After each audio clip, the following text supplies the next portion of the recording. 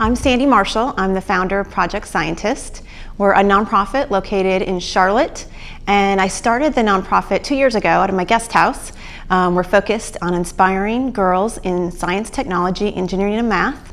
But this summer, we'll be at Queen's University at this beautiful campus. I created Project Scientist because I have a passion for science. I was a pre-med major, and like a lot of girls, I dropped out while in college. I hit organic chemistry, and it was tough, and sort of lost my confidence. So I've always had an interest in science, but while I was working as the executive director of the NASCAR Foundation, I was a part of a national STEM funders group and received a ton of research and information about the state of science, technology, engineering, and math in our country, and really got interested in girls and women and the lack of girls and women in the science fields and why that is. So at the same time, I had 2 daughters and became even more interested in the topic. And that's why I started Project Scientist, to try and make an impact.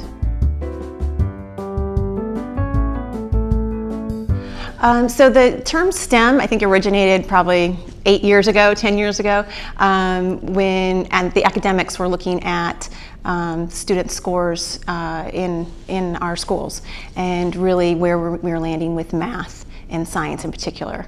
And engineering has become a very hot topic and part of the national science standards going forward. So I think really it was an academic term that they put together, and it's just sort of been used when we speak about test scores and subjects as far as science, technology, engineering, and math. They put it together as STEM. There's a new term out there called STEAM now, where people are incorporating the arts into STEM. And actually at Project Scientist this summer, we do have an arts component. So in theory, we're doing STEAM, but I didn't really want to confuse people. So we just talk about STEM.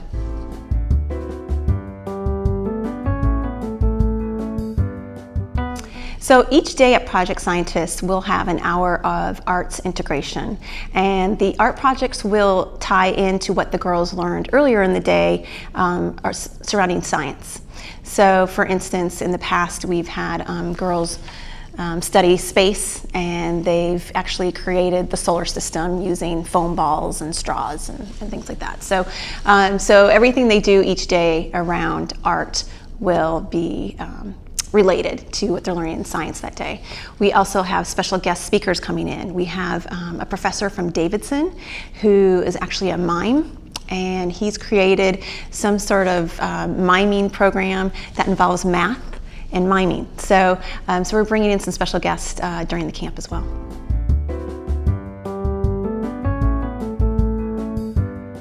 So we chose to focus on girls at Project Scientist because even though women make up 50% of the workforce, in STEM careers it's only 25%. And a lot of that is due to the stereotyping of what girls are good at versus what boys are good at in men and women. So we try to encourage our parents, if you see any signs of an aptitude, talent, or passion for science in your girls at a young age, please nurture that, and try to point out women scientists in your neighborhood, at your church, at your work. Also try to encourage your girls to speak out when they're in school. I know the stereotyping goes along in the classroom too, where you may be working in group settings, and the boys traditionally are better at math than the girls, and the girls are better at writing. But if you have a girl that's better at math, help her with some leadership skills to speak up and to take on the math roles that she's comfortable with. There's some interesting research out there about what influences girls to be excited about STEM. And some of the research states that girls that are excited about STEM are so because they want to help the greater community. So if they do research, they want to do research that's going to help some social cause or social good. So that's also important for parents, is to point out careers that actually benefit society and long-term goals for your daughter that may inspire her to stay on a STEM track.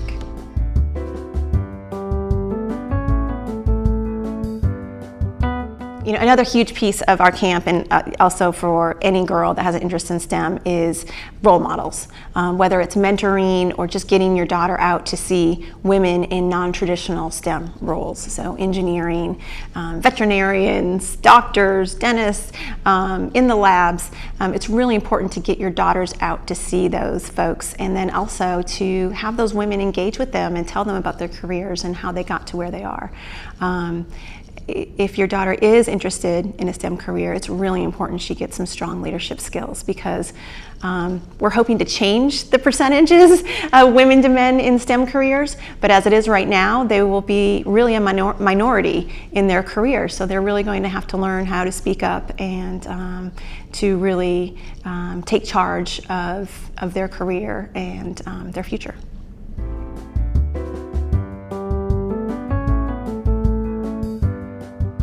So unique to Project Scientist is we start very young. We start at age 4 and go through age 12. And another property of Project Scientist is parent engagement. It's so important, not only for our camp, but also just parents that have girls at a young age. We have 4 things that are super important for parents to do for a girl that's interested in STEM. Number 1 is tell your daughter she's smart enough. Going against the stereotypes that are out there, working against us, tell her she is smart enough to be a non-traditional STEM career woman. Number 2 is to introduce her to female STEM professionals. And they could be anybody in your neighborhood, your church, your community. There's actually research that proves the superstar STEM woman that you see on TV, in TV shows, or running Fortune 500 companies actually don't inspire girls as much as the woman down the street that's working in a STEM profession. Number 3 is to remind your daughters of the rewards with STEM. 80% of girls who are interested in STEM are interested in those careers because of helping the greater good. Those careers allow them to do things that help society overall. So keep those in mind when you talk to your girls about their future in STEM. Number 4 is to make it fun. There's no reason why math and science cannot be as fun as reading or art. So make it fun. You can engage your kids in cooking projects and the outdoors, all sorts of things in the home that are really science related.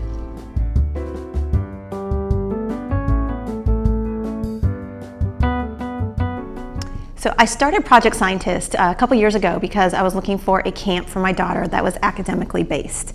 She loved science, and I wanted something beyond swimming or cheerleading camp. I wanted something that was very academic. And I believe that will resonate with the homeschooling community as well. We promise to give your children a rich academic experience here at Queen's University.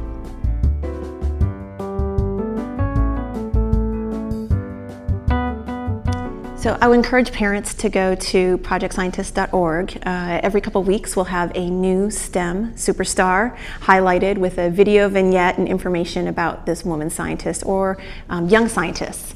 So we're looking for girls and women to be STEM superstars. You can apply through our site.